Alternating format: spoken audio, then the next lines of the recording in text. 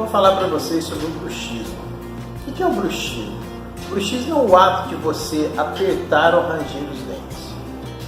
Não só durante a noite, é o que até então todo mundo imaginava, mas durante o dia também. Tá? E o que causa o bruxismo? O bruxismo a gente chama de... a gente fala que a causa do bruxismo é uma causa central. Tá? Então, a ansiedade, o estresse, tá? O emocional é o que causa o bruxismo.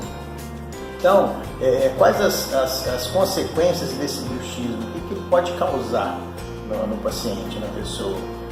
Desgaste dentário, dor na face, tá? Dor muscular, dor de cabeça, retrações de gengiva, estalos na articulação, tudo isso são sinais e sintomas que o bruxismo pode causar.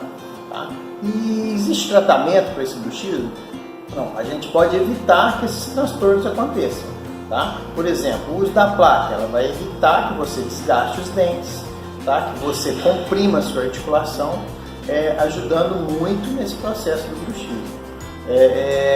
Outros fatores, tá? Como atividade física, a pessoa está dormindo bem, tá? Isso é muito importante para que diminua o ato do bruxismo. Alguma dúvida que você tiver em relação ao bruxismo, pode fazer pergunta que eu posso tentar responder. Obrigado.